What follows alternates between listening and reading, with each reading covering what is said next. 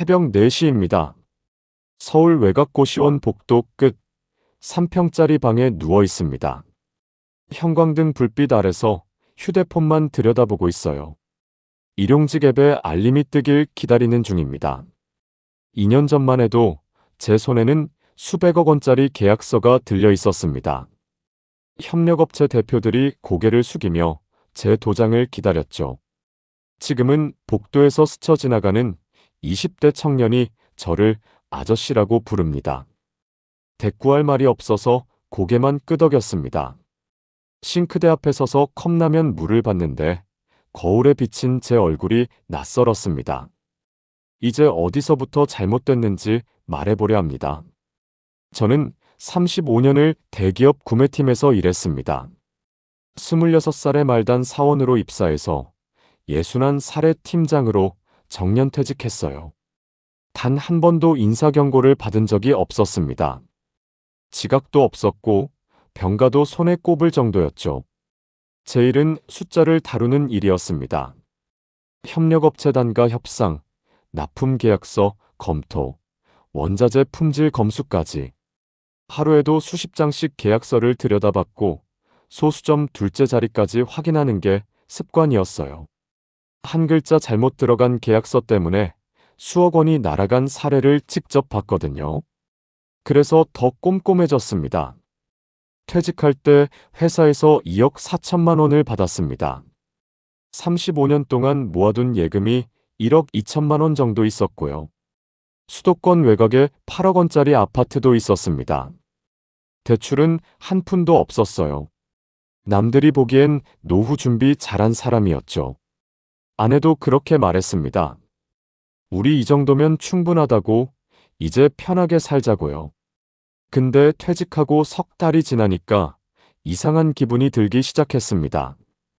아침에 눈을 떠도 갈 곳이 없었어요. 35년 동안 매일 아침 7시에 일어나서 출근했는데 갑자기 그 시간이 텅 비어버린 겁니다. 거실 소파에 앉아서 TV만 보다가 점심이 되고 또 TV 보다가 저녁이 되고 아내가 밥 차려주면 먹고 다시 소파에 앉고 그게 하루였습니다. 무료함이 목까지 차오를 때쯤 유튜브 알고리즘이 영상 하나를 띄웠습니다. 제목이 이랬어요. 해외 선물로 월 1,000만 원 수익, 은퇴 후 제 인생 시작했습니다. 저도 모르게 클릭했습니다. 영상 속 남자는 저랑 비슷한 또래였어요.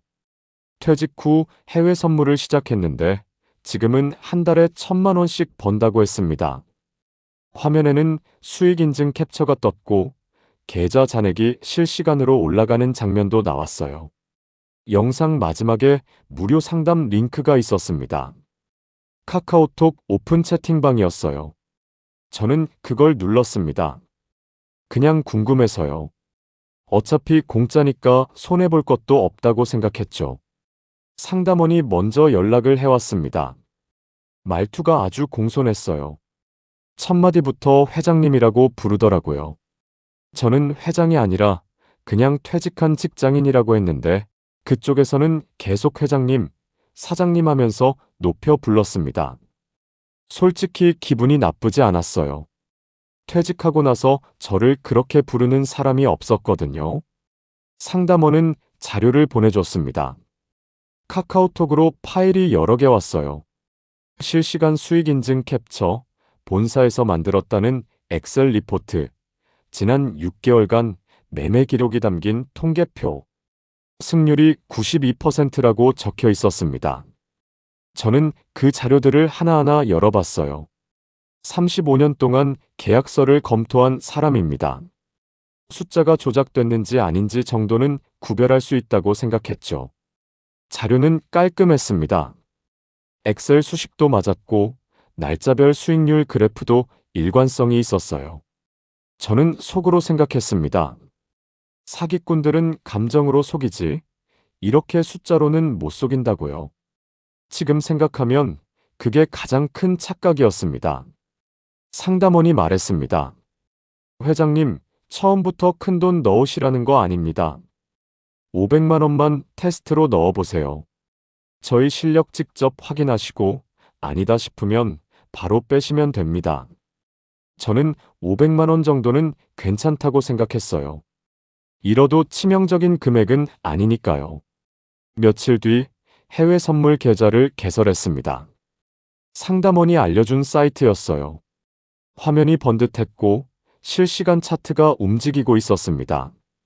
진짜 증권사 같았어요. 500만 원을 입금하고 리딩방에 들어갔습니다. 카카오톡 단체방이었는데 사람이 100명은 넘어 보였어요. 방장이라는 사람이 매수 타이밍을 알려줬습니다. 지금 나스닥 롱 진입하세요. 목표가 얼마, 손절가 얼마. 저는 그대로 따라했어요. 일주일 뒤 계좌를 확인했습니다. 800만 원이 찍혀 있었어요. 300만 원이 불어난 겁니다. 저는 반신반의하면서 출금 버튼을 눌렀습니다. 이틀 뒤 제 통장에 800만 원이 들어왔어요. 진짜였습니다. 그때부터 의심이 사라졌습니다. 출금이 된다는 건 사기가 아니라는 뜻이라고 생각했거든요. 저는 3천만 원을 추가로 입금했습니다. 이번에도 수익이 났어요. 계좌 잔액이 4,200만 원까지 올라갔습니다. 저는 아내한테 말했어요. 괜찮은 펀드 하나 찾았다고, 수익률이 꽤 좋다고요. 아내는 별말 없이 고개만 끄덕였습니다. 며칠 뒤 상담원한테 연락이 왔습니다. 회장님, 지금까지는 테스트 구간이었습니다. 다음 주에 빅 이벤트가 있어요. 미국 금리 발표 때 큰 시그널이 나옵니다. 이번에 제대로 들어가시면 원금의 3배는 가능합니다. 저는 물었습니다. 얼마를 넣어야 하느냐고요. 상담원이 대답했습니다. 1억 원은 되셔야 의미 있는 수익이 나옵니다, 회장님. 1억 원. 큰 금액이었습니다. 하지만 지금까지 수익이 났잖아요. 출금도 됐고요. 저는 퇴직금에서 1억 원을 빼서 입금했습니다. 아내한테는 안전한 펀드라고만 했어요. 내가 35년 동안 숫자 보는 일 했는데 설마 사기를 못 알아보겠냐고요. 1억 원을 넣고 나서 며칠 동안은 순조로웠습니다. 리딩방 지시대로 매매했고 계좌 잔액이 조금씩 올라갔어요. 1억 4천만 원까지 불어났습니다. 저는 매일 아침 눈을 뜨자마자 계좌를 확인했어요. 숫자가 올라가 있으면 기분이 좋았고 내려가 있으면 가슴이 철렁했습니다. 그래도 전체적으로는 수익이었으니까 괜찮다고 생각했죠. 빅 이벤트 이틀 전이었습니다. 저는 수익금 일부를 빼두려고 출금 버튼을 눌렀어요. 4천만 원만 먼저 빼서 원금이라도 확보해두자는 생각이었습니다. 근데 출금 신청을 하자마자 상담원한테 전화가 왔어요. 회장님, 지금 출금하시면 안 됩니다. 목소리가 급했습니다. 저는 왜 안 되냐고 물었어요. 상담원이 설명했습니다. 지금 빼시면 빅이벤트 참여 자격이 사라집니다. 이틀만 기다리시면 원금의 2배, 3배를 가져가실 수 있어요. 지금 빼시면 그냥 푼돈 챙기고 끝나는 겁니다. 회장님, 같은 분이 그러시면 안 되죠. 저는 잠시 망설였습니다. 뭔가 이상하다는 느낌이 스쳤어요. 근데 바로 다른 생각이 들었습니다. 여기서 돈을 빼면 내가 겁을 먹은 꼴이 된다. 지금까지 수익이 났잖아. 출금도 됐었고. 이틀만 더 기다리면 되는데 뭘 그렇게 쫄아서 빼.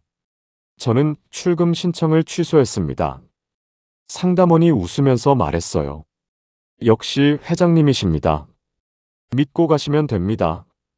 그날 밤 잠이 잘 오지 않았습니다. 천장을 보면서 계속 생각했어요. 잘하고 있는 거 맞지? 숫자가 다 말해주잖아. 승률 92%였어. 지금까지 손해본 적 없었고. 괜찮아. 괜찮을 거야.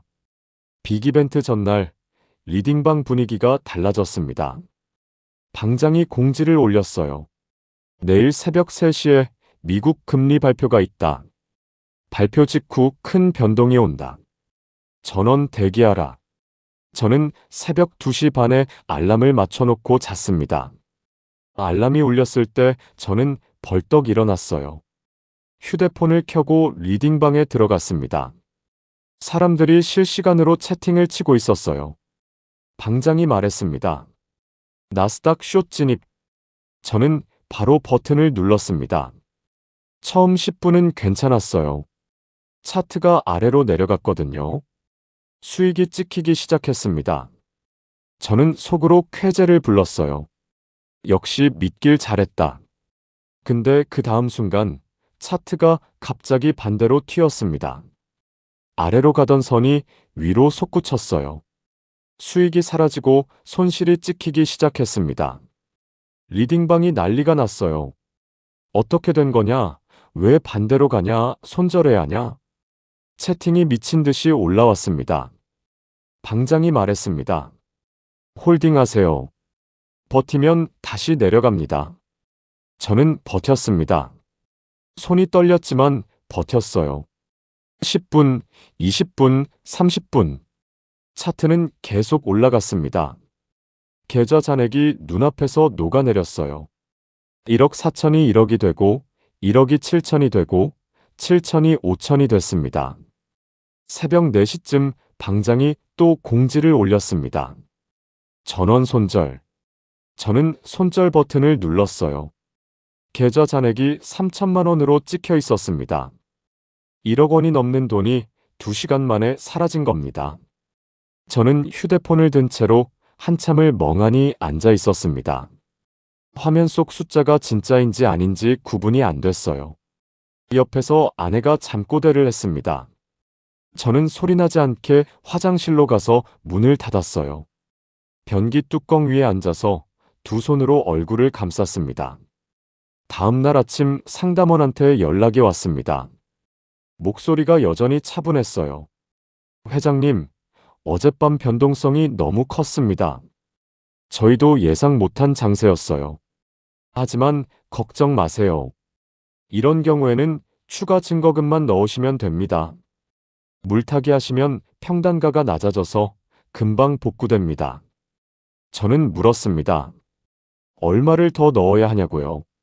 상담원이 대답했습니다. 지금 잔액이 3천만 원이시니까 최소 1억은 넣으셔야 의미가 있습니다. 그래야 다음 기회에 한 방에 만회가 돼요. 1억 원. 저한테 남은 예금이 딱 1억 2천만 원이었습니다. 거기서 1억을 빼면 2천만 원밖에 안 남아요. 저는 망설였습니다. 근데 상담원이 말을 이었어요. 회장님, 지금 손절하시면 1억 넘게 날리시는 겁니다. 추가로 넣으시면 복구할 수 있어요. 여기서 멈추시면 진짜 끝입니다. 저는 밤새 생각했습니다. 이미 1억이 넘는 돈이 들어가 있었어요. 여기서 그만두면 그 돈을 그냥 버리는 거잖아요. 조금만 더 넣으면 복구가 된다는데. 지금까지 수익도 났었고 출금도 됐었잖아. 운이 안 좋았던 거야. 다음엔 괜찮을 거야. 저는 예금 1억 2천만 원을 전부 입금했습니다. 통장에 2천만 원을 남기려다가 에이 어차피 거기서 거기지 하는 마음에 그냥 다 넣었어요. 계좌 잔액이 1억 5천만 원이 됐습니다. 이번엔 꼭 복구해야 했습니다. 며칠 뒤 또 매매를 했습니다. 리딩방 지시대로 따라했어요. 근데 또 손실이 났습니다. 차트가 자꾸 반대로 움직였어요. 1억 5천이 1억이 되고 1억이 5천이 됐습니다. 저는 휴대폰을 집어던지고 싶었지만 참았어요. 일주일 뒤 계좌 잔액은 800만 원이었습니다. 그날 저녁 아내가 제 표정을 보더니 물었습니다. 무슨 일 있냐고요? 저는 괜찮다고 했어요. 근데 아내가 계속 쳐다보길래 결국 말했습니다. 투자를 좀 했는데 손해를 봤다고요. 아내가 물었습니다. 얼마나 손해봤냐고요? 저는 대답을 못했습니다.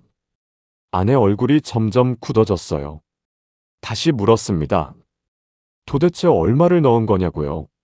저는 고개를 숙이고 말했습니다. 2억 좀 넘게요. 아내가 소리를 질렀습니다. 2억이 뭐냐고, 그게 우리 퇴직금이랑 예금 전부 아니냐고요. 저는 아무 말도 못했어요. 아내가 울기 시작했습니다. 35년 동안 모은 돈을 어떻게 그렇게 날릴 수 있냐고, 나한테 한마디 상의도 없이 왜 혼자 결정했냐고요. 그날 밤 집안은 전쟁터가 됐습니다. 아내는 방에 들어가서 나오지 않았어요. 저는 거실 소파에 앉아서 벽만 바라봤습니다. 아들한테 전화가 왔는데 받지 않았어요. 나중에 문자가 왔습니다. 엄마한테 들었다. 아버지 지금 뭐 하시는 거냐고요? 저는 답장을 못했습니다. 며칠 뒤 상담원한테 또 연락이 왔습니다. 회장님, 아직 끝난 거 아닙니다. 마지막 기회가 있어요. 이번 주 금요일에 큰 시그널이 옵니다. 이번에는 확실합니다. 근데 지금 잔액으로는 안 돼요. 담보대출 받으실 수 있으시죠? 담보대출. 집을 담보로 돈을 빌리라는 말이었습니다. 저는 전화를 끊고 한참을 앉아 있었어요. 미친 짓이라는 걸 알았습니다. 근데 이미 2억이 넘는 돈이 저 안에 묶여 있었어요. 여기서 그만두면 그 돈이 진짜로 사라지는 거잖아요. 한 번만 더 해보면 복구가 될 수도 있잖아요. 저는 은행에 갔습니다. 8억 원짜리 아파트를 담보로 4억 원을 대출받았어요. 금리가 5%였습니다. 한 달 이자만 160만 원이 넘었어요. 저는 그 4억을 그대로 해외 선물 계좌에 넣었습니다. 대출받는 서류에 도장을 찍을 때 손이 떨렸습니다. 35년 동안 계약서에 수천 번 도장을 찍어왔는데 그날처럼 무거운 도장은 처음이었어요. 4억 원을 넣고 이틀 뒤 금요일이 왔습니다. 상담원이 말한 큰 시그널의 날이었어요. 저는 새벽부터 휴대폰을 붙들고 있었습니다. 리딩방에 공지가 떴어요. 오늘 밤 11시 미국 고용지표 발표. 전원 대기. 11시가 되자 방장이 외쳤습니다. 나스닥 롱 풀매수. 저는 버튼을 눌렀어요. 4억 8천만 원 전액이 들어갔습니다. 처음 5분은 괜찮았어요. 차트가 위로 올라갔습니다. 수익이 찍히기 시작했어요. 500만 원, 1000만 원, 1500만 원. 저는 주먹을 쥐었습니다. 이번엔 되는구나. 드디어 복구가 되는구나. 근데 갑자기 차트가 멈췄습니다. 1초, 2초, 3초. 그러더니 수직으로 곤두박질 쳤어요. 위로 가던 선이 아래로 꺾이는 게 아니라 그냥 뚝 떨어졌습니다. 화면이 빨간색으로 물들었어요. 손실이 찍히기 시작했습니다. 1000만 원, 3000만 원, 5000만 원, 1억. 리딩방이 터져나갔습니다. 비명 같은 채팅이 쏟아졌어요. 뭐야 이게, 왜 이래, 손절해, 아니 홀딩해, 어떻게 해야 해. 방장은 아무 말이 없었습니다. 저는 손절 버튼을 찾았는데 손가락이 떨려서 제대로 누르지 못했어요. 10분 만에 계좌 잔액이 9천만 원으로 쪼그라들었습니다. 4억 원 가까이가 증발한 거예요. 저는 겨우 손절 버튼을 눌렀습니다. 화면에 숫자가 떴어요. 잔액 8,400만 원. 저는 휴대폰을 내려놓지 못했습니다. 손이 떨려서요. 화면을 계속 쳐다봤어요. 숫자가 바뀌지 않았습니다. 진짜였어요. 다음 날 아침 리딩방에 들어가려고 했습니다. 근데 방이 없어졌어요. 카카오톡 단체방 자체가 사라진 겁니다. 저는 상담원한테 전화를 걸었습니다. 연결이 안 됐어요. 없는 번호라는 안내 음성만 나왔습니다. 다른 번호로도 걸어봤어요. 전부 없는 번호였습니다. 저는 해외 선물 사이트에 접속했습니다. 로그인이 안 됐어요. 아이디가 존재하지 않는다는 메시지가 떴습니다. 저는 컴퓨터 앞에서 얼어붙었어요. 사이트 주소를 다시 쳐봤습니다. 페이지를 찾을 수 없다고 나왔어요. 그제야 깨달았습니다. 전부 가짜였어요. 사이트도 차트도 수익도 출금도 처음부터 짜여진 각본이었습니다. 저한테 보여준 800만 원 출금은 미끼였어요.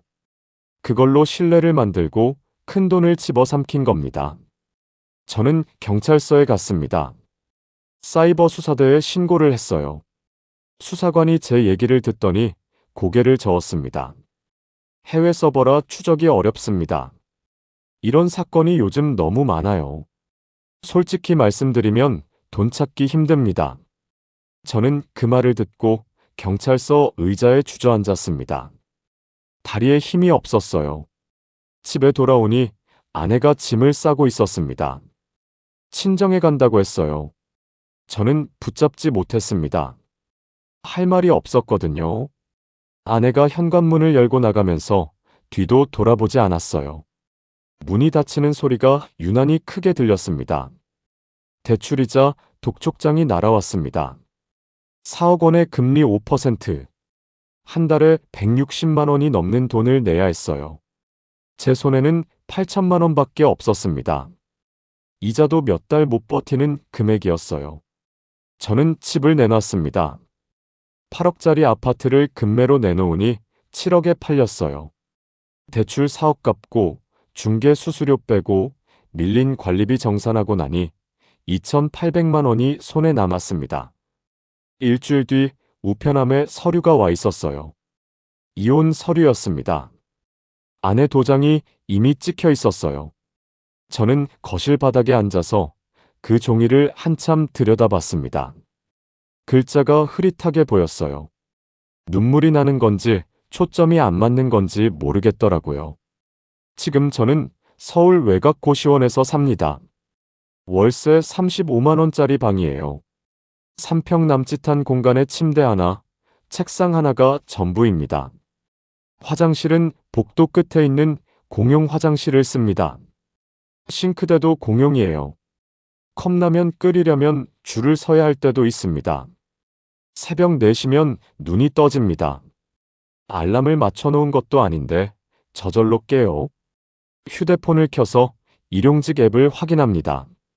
물류센터 상하차, 건설 현장 잡부, 이사짐 운반. 올라온 공고를 보고 신청 버튼을 누릅니다. 운이 좋으면 일거리가 잡히고 운이 나쁘면 하루 종일 방에 누워 있어야 해요. 일당은 9만 원에서 12만 원 사이입니다. 한 달에 20번 정도 일하면 180만 원쯤 벌어요. 거기서 월세 35만 원 내고 휴대폰 요금 내고 밥 사 먹으면 손에 남는 게 거의 없습니다. 50만 원 남으면 많이 남는 거예요. 물류센터에서 일할 때는 새벽 5시에 출발합니다. 버스를 2번 갈아타고 가요. 현장에 도착하면 8시간 동안 박스를 나릅니다. 무거운 건 20kg가 넘어요. 허리가 끊어질 것 같은데 쉴 수가 없습니다. 쉬면 다음에 안 불러요. 점심은 도시락을 싸갑니다. 편의점 삼각김밥 2개. 1,500원이면 되거든요. 같이 일하는 사람들 중에 저보다 어린 사람이 대부분이에요. 20대, 30대. 그 사람들이 저를 아저씨라고 부릅니다. 처음엔 그 호칭이 낯설었어요. 2년 전까지만 해도 협력업체 대표들이 팀장님, 팀장님 하면서 고개를 숙였거든요. 건설 현장에서 일할 때는 더 힘듭니다. 시멘트 포대를 나르고 철근을 옮기고 잡동사니를 치웁니다. 하루가 끝나면 온몸이 쑤셔요. 고시원에 돌아와서 샤워하고 누우면 바로 기절하듯 잠이 듭니다. 꿈도 안 꿔요. 2,800만 원은 거의 다 썼습니다. 처음 몇 달은 일자리 구하기가 어려워서 저축으로 버텼거든요. 지금 통장에 남은 돈이 300만 원 정도예요. 이것마저 떨어지면 어떻게 해야 할지 모르겠습니다. 아들한테는 연락을 안 합니다. 제가 먼저 전화할 면목이 없어요. 가끔 아들이 문자를 보내옵니다. 아버지 밥은 드시냐고요. 저는 짧게 답합니다. 먹고 있다고요. 그게 전부예요. 전 아내는 재혼했다고 들었습니다. 공통 지인한테 들은 얘기예요. 잘 살고 있다고 하더라고요. 저는 그 말을 듣고 한참을 멍하니 있었습니다. 미안함과 안도감이 동시에 들었어요. 가끔 밤에 잠이 안 올 때면 생각합니다. 그때 왜 그랬을까? 500만 원 테스트할 때 그냥 거기서 멈췄으면 됐잖아. 800만 원 출금됐을 때 그냥 끝냈으면 됐잖아. 상담원이 1억 넣으라고 했을 때 전화를 끊었으면 됐잖아. 근데 저는 멈추지 못했습니다. 숫자에 밝다는 자만심이 저를 눈멀게 했어요. 35년 동안 계약서를 검토했으니까 사기를 못 알아볼 리가 없다고 믿었습니다. 그 믿음이 독이었어요. 저처럼 되지 마세요. 해외 선물, 리딩방, 승률 90%. 그런 말에 속지 마세요. 출금 한 번 된다고 믿지 마세요. 그게 미끼입니다. 처음에 조금 따게 해주고 나중에 전부 뺏어가는 겁니다. 특히 퇴직하신 분들. 무료함이 찾아올 때 이상한데 손대지 마세요. 퇴직금은 한 번 잃으면 다시 모을 수가 없어요. 젊었을 때처럼 일해서 벌 수가 없습니다. 몸이 안 따라줘요. 저는 이제 63입니다. 10년, 20년 더 산다고 해도 이 돈을 다시 모을 수 없어요. 그냥 하루하루 버티는 겁니다. 오늘 일거리가 있으면 감사하고 내일 일거리가 있으면 또 감사하고 그렇게 사는 거예요. 새벽 4시입니다. 일용직 앱에 알림이 떴어요. 오늘은 물류센터 상하 차례요. 5시까지 가야 합니다. 저는 침대에서 일어나서 작업복을 입습니다. 허리가 쑤시는데 파스를 붙일 시간이 없어요. 문을 열고 복도로 나섭니다. 형광등 불빛이 눈을 찌릅니다. 고시원 복도는 새벽에도 불이 꺼지지 않아요. 계단을 내려가면서 생각합니다. 오늘도 버텨야지. 내일도 버텨야지. 그렇게 하루씩 살아가는 겁니다. 삶의 지혜가 더 듣고 싶으시다면 구독, 좋아요 눌러주시고 댓글과 메일로 당신의 삶을 들려주세요. 편안한 하루 되세요.